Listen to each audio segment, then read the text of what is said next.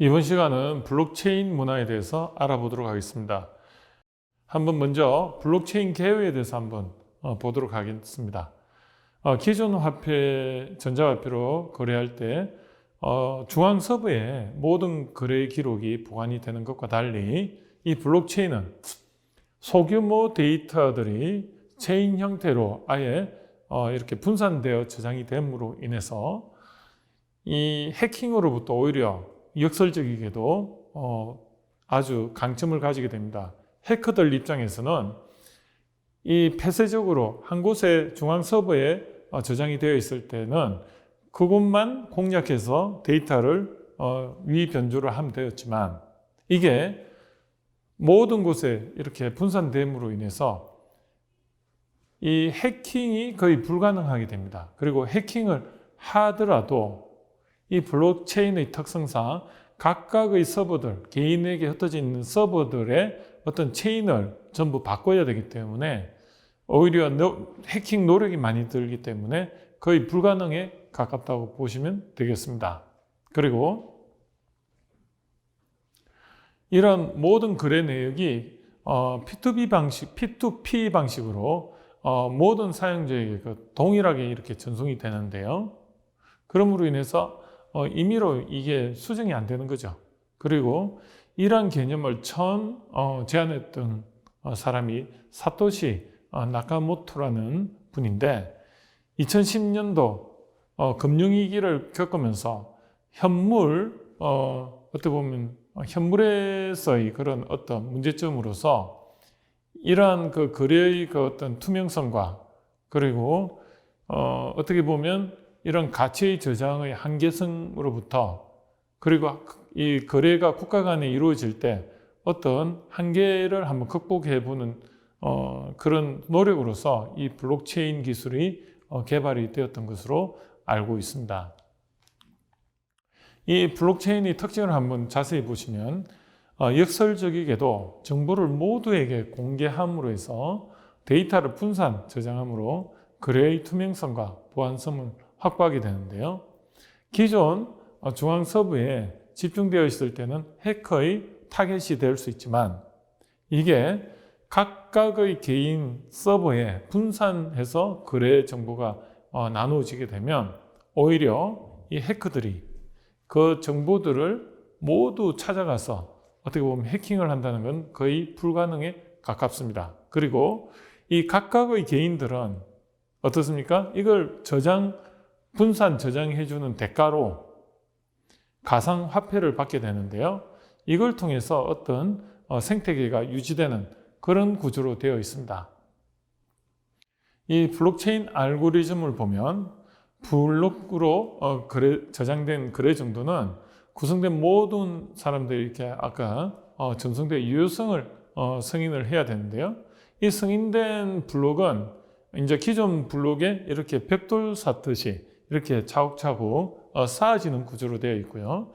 구성원의 서버에 그 서비스를 제공하고 가상화폐를 지급을 받게 되는데, 이 과정에서 어떻게 보면 이 서버들이 문제를 풀게 됩니다. 그러므로 인해서 이 서버가 문제를 풀어야만이 이 가상화폐를 받으면서 어떻게 보면 그 거래된 정보들이 같이 저장이 되는 구조인데요. 이 과정에서 어떻게 보면 이제 가상화폐를 주고받는 거래가 일어남으로 해서 이게 이제 거래에 활용되는 그런 형태를 가지고 있고요. 앞으로 이제 이 블록체인 산업이 태동됐을 때 순기능을 한번 찾아보도록 하겠습니다. 현재까지는 우리가 내가 만든 어떤 디자인이라든지 아니면 설계 데이터, 아니면 개인이 만든 모든 정보들은 외부에 노출되었을 때 그 데이터에 대해서 추적이 용이하지 않습니다. 내가 이 데이터를 다른 사람한테 주었을 때 그 데이터가 다른 데서 사용이 되고 했을 때 거기에 대해서 어떻게 보면 보호를 받을 수 없음을 의미합니다. 현재에 가장 그래도 강력하게 보호를 받는 부분이 음악 부분인 것 같은데요. 이 음악은 기존 메인 매체들이 독점을 하다시피 하고 있습니다. 그러므로 인해서 어떻습니까? 컨텐츠를 만드는 사람들이 어리되어서 갑인 유통업체에 종속을 하게 되고요. 그 과정에서 어떻게 보면 적합하고 타당한 대우를 받지 못하고 이러한 정보들을 생성을 함으로 인해서 어떻게 보면 지금은 컨텐츠 프로바이더, 컨텐츠를 만들어내고 공급하는 사람들은 어떻게 보면 불리한 입장에서 어떻게 보면 사업을 진행하고 있다고 보시면 됩니다.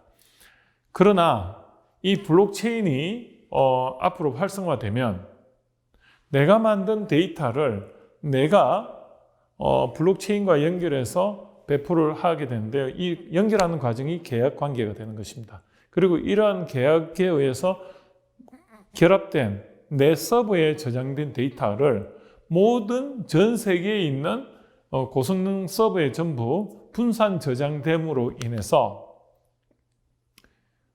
어떻습니까? 거기서 또 다른 사람이 그 데이터를 가지고 내가 만든 데이터를 가지고 또 재이용할 때 그 계약들이 내 서버에도 저장이 됨으로 인해서 나의 서버에 나의 데이터, 내가 만든 데이터에 대한 추적이 용이하게 되고요. 그러므로 인해서 데이터를 보호받게 되고 그리고 그 데이터 사용료에 대해서 과금을 할 수가 있습니다. 이걸 낙전 수입이라고 하는데요. 이 대상은 무궁무진하게 됩니다. 현재까지는 메인 컨텐츠 프로바이더 유통업체들만이 그러한 특권을 누렸는데 이게 집중되어 있던 것이 분산됨으로 인해서 누구나 내가 생성된 동영상이라든지 아니면은 설계 데이터라든지 아니면 아주 미세한 어떤 데이터든 간에 나의 어떤 아이디가 들어간 블록체인과 결합이 되면 이게 전부 컨텐츠로서 인정을 받게 되고요. 특히 앞으로 5년에서 10년 후에 3D 프린터가 일반 프린터기와 같이 칼라 프린터기와 같이 다양한 재질의 색깔과 재질을 가지고 프린팅을 하는 시대가 되면 그게 집에 각각 보급이 되면 이제는 어떻습니까? 어떤 물건을 그냥 데이터만 유통을 하면 거기서 프린팅을 해서 바로 사용할 수 있는 프로수머 환경이 된다는 것이죠. 현재 페덱스라는 회사는 이 3D 프린터 데이터 개발에 세계에서 가장 많은 투자를 하고 있답니다. 그 이유는 국가 간의 물류 시스템을 한번 통계를 내봤더니 현재 기준으로 50% 이상이 3D 프린트를 적용을 하면 실제적으로 물류가 직접 비행기나 이런 걸 통해서 선박이나 비행기를 통해서 오가지 않더라도 그냥 데이터만 주고 현지에서 프린팅을 해도 충분히 사업성이 있다는 결론이 나왔다고 합니다. 즉, 앞으로는 여러분들이 이런 3D 프린팅 기술이 보급됨으로 인해서 여기에 결합돼서 블록체인과 가상화폐가 결합이 되면요. 거래 비용이 거의 제로 수준에서 여러분들이 내가 생각하는 데이터를 생성만 하는, 다양한 형태의 데이터를 생성하는 작가라고 표현을 하지 않습니까? 이 작가로서 보호를 받게 되고요. 자신의 컨텐츠가 하나의 인터넷상의 디지털 자산이 되는 것입니다. 그래서 이 블록체인의 산업의 태동은 앞으로 다양한 형태의 어떤 문화 콘텐츠 사업을 만들 것으로 예상이 되고 현재 인프라는 어떻습니까? PCND, 플랫폼, 콘텐츠, 그 다음에 네트워크, 디바이스라고 했는데 이런 인프라들이 이제 앞으로 이제 이게 성숙이 되면 결국은 남는 것은 콘텐츠고요. 이런 콘텐츠와 블록체인이 결합이 되면 앞으로 새로운 문화가 태동되고 산업이 태동될 것으로 예측이 되는 것입니다. 한번 이 지식 플랫폼의 기초를 보시면 개인 분산 정보 저장, 계약 정보 보호, 계약 정보 접근은 이제 이런 것들은 결국은 지식 보호 산업의 모태가 되는데요. 여기서 그 지식 보호를 우리는 인텔리전트 프로텍터 또는 페이턴트라고 하죠. 그래서 지식 보호 산업이 활성화되고 그래서 미래는 이런 컨텐츠 제조가 유망 산업이 될 것으로 예상이 되는데, 여기에서 앞으로 이제 핵심은 SNS 기반의 어떤 오픈 이노베이션, 즉 내가 잘하는 것과 내가 못하는 것이 있는데 이 못하는 것을 또 다른 분들은 또 잘하게 되는 거죠. 그래서 이러한 것들이 서로 협업 체제에 의해서 서로 융합적 접근이 되었을 때, 그때 새로운 형태의 창의적 콘텐츠가 나올 거고요.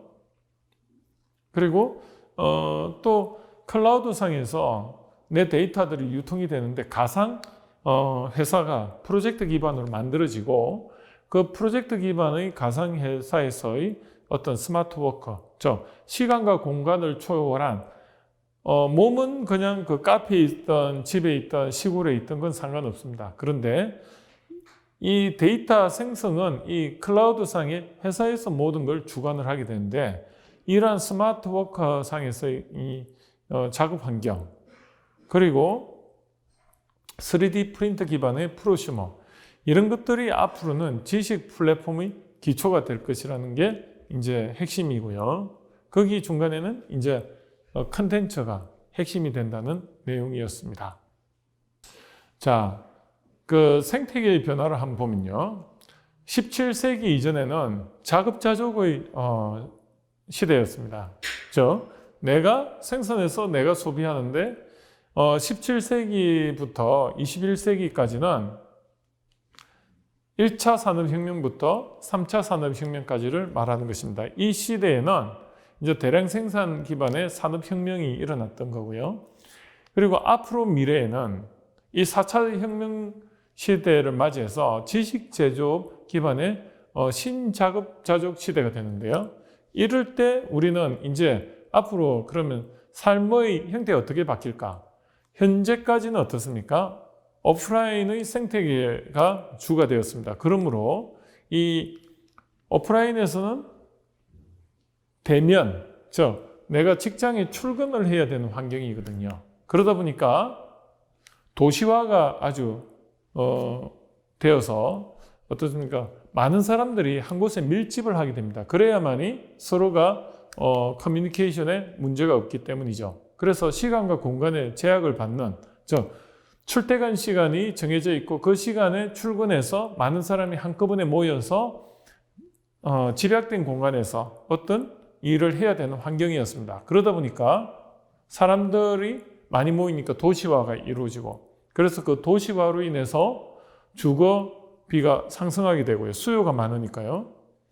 그 다음에 다시 역설적이게도 돈이 없으니까 주거비가 많이 드니까 외곽에 또 거주해야 되는 역설적인 상황이 벌어지고, 그러다 보니까 자동차를 운영해야 되고 대중교통으로 거리가 먼 곳에서 출퇴근하다 보니까 시간적으로나 비용적이나 교통비가 굉장히 많이 증가하는 상황이 되고, 이러한 비용이 증가는 결국은 다시 수입을 많이 필요로 하는 상황이 돼서 어떻게 보면 그 수입을 많이 하기 위해서는 다시 더 일을 해야 되고 직급이 높아져야 되고, 이런 악순환이 계속되는 상황이 되었습니다.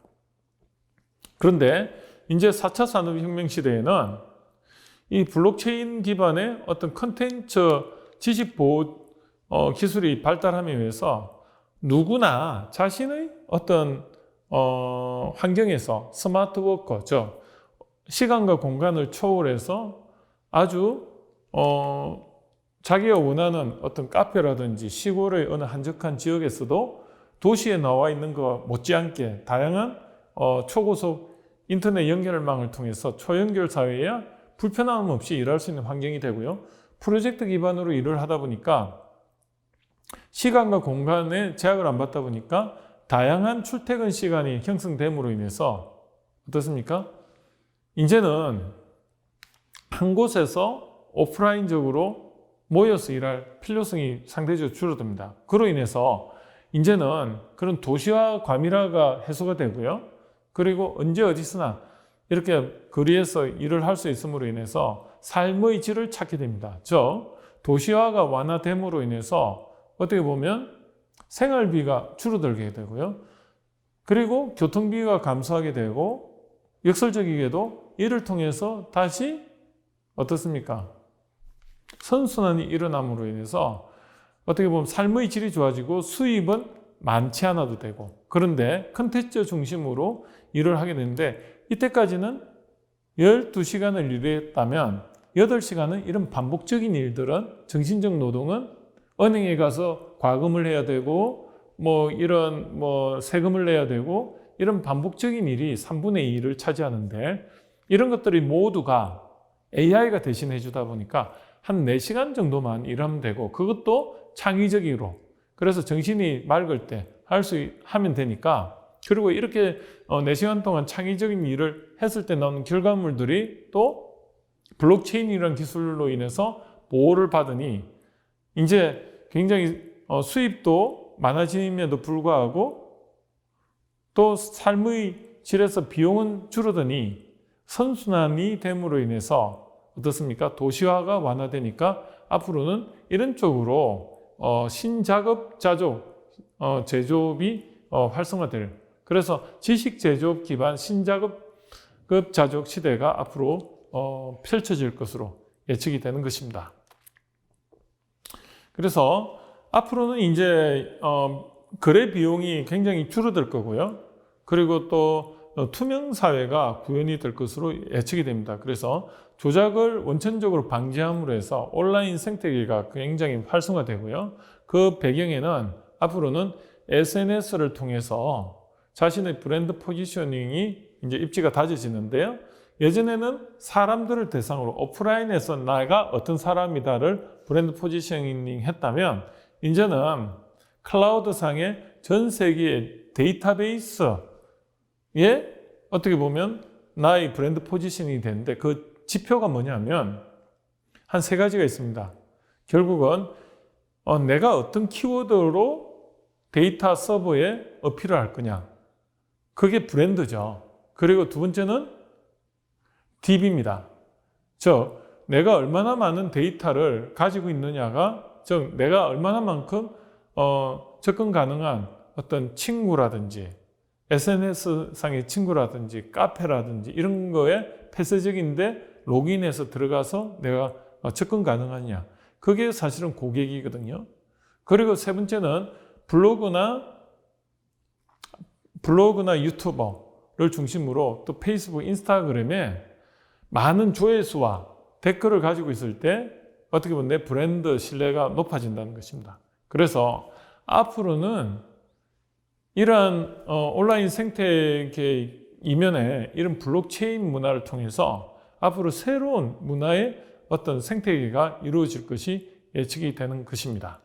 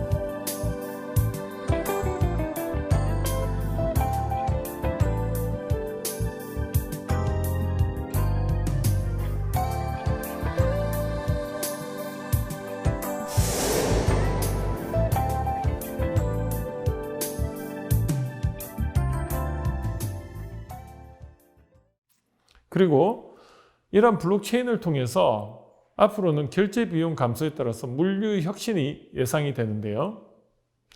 기존의 오프라인 기존 유통 조직에다가 온라인의 스마트 플랫폼이 더해짐으로 해가지고 예전에 그런 금융 비용이 오프라인에서의 그런 어떤 대리점 유통에 의한 부분이 이제 혁신적으로 어떻게 보면 물류비가 낮아질 것으로 예상이 되는 것입니다. 그리고 결제 비용이 디지털 화폐를 통해서 국가 간의 송금 수수료라든지 아니면 결제의 편의성으로 인해서 이제 실제적으로 이제 어떤 디지털 화폐로 통해서 활성화가 될 부분이 이 물류 유통 분야라고 예상이 되는데요. 앞으로 이런 부분에 대해서 앞으로 이제 여러분들이 많은 준비를 한다면 새로운 시장이 열릴 것으로 예측이 되는 것입니다. 이것으로 블록체인 문화에 대해서 알아봤습니다.